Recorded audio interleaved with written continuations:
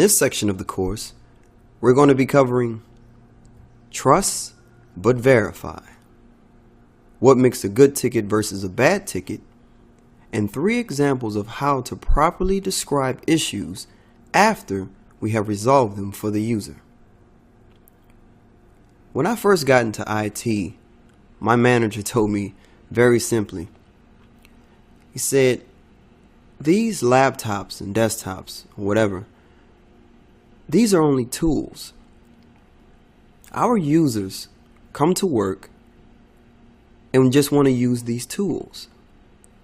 When these tools have a problem, you're the thing standing between them and them completing their job.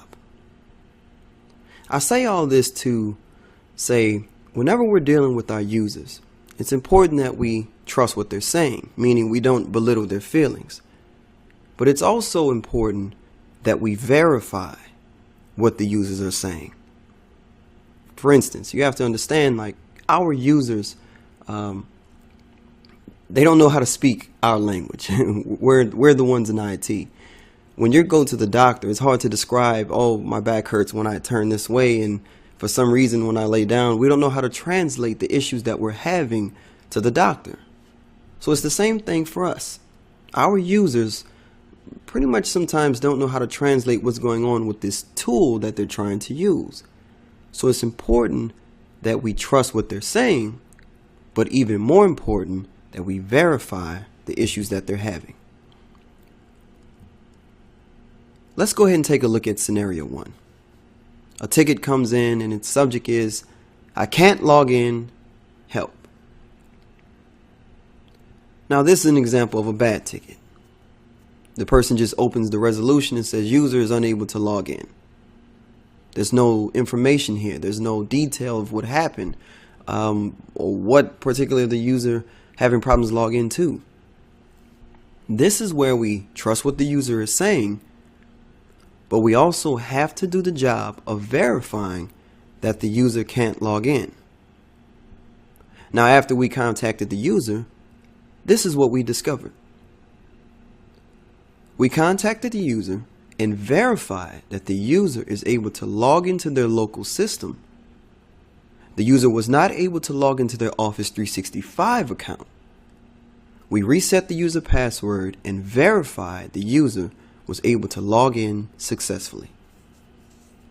So we see here at least 2 times we had to verify something with the user, and also we went ahead and noticed that it wasn't the particularly local system but Office 365. And there's also kind of a giveaway that the user didn't really explain their issues properly, because if the user couldn't log in, they wouldn't have been able to go in and submit a ticket. So we know at that point something was a little fishy. Let's go on to scenario 2. Scenario 2, this subject ticket is, my computer is infected, I think. Now a bad ticket would have something like, the user system is infected, told user to shut down the computer. There's no information here that any actual work has been completed. Nothing saying that the user logged in, nothing saying that you connected to the user, you just told the user to shut down the computer.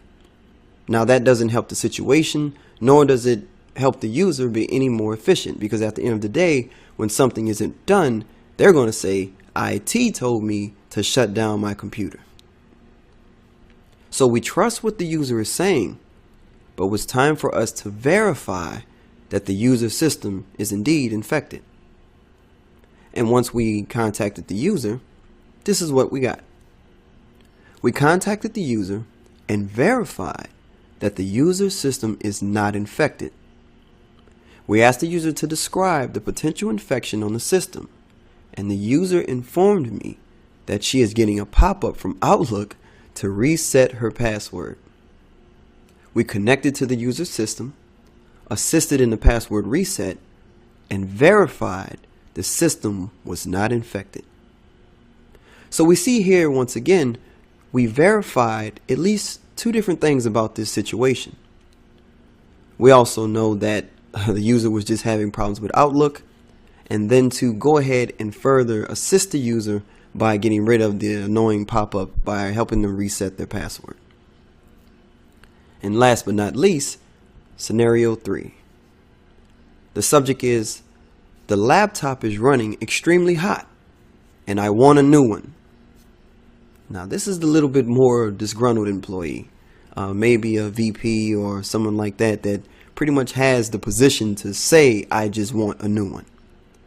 But sometimes in IT, just because our users have a certain status in the company, it's still important for us to think for them in these type of situations, because the downtime that a VP would go through on getting a new laptop would hurt him a lot more than trying to troubleshoot this issue. So this would be the example of a bad ticket. We submitted requests for a new laptop to desktop support. Then it has to go out and it has to be approved, and that laptop has to be imaged, and then it has to be assigned to the VP, all this other stuff.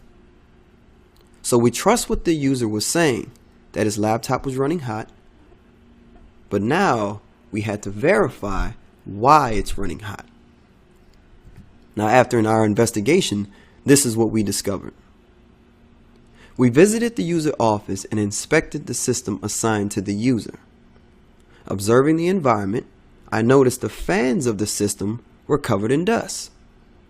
We cleared the fans of dirt and debris and used compressed air and verified that the system is cooling. We informed the user we will follow up in 24 hours with the status update. So now you can start to see the difference between a good ticket and a bad ticket. And also in the process, just with these 3 users, your credibility as an IT professional begins to grow. It's all about details. Details, details, details.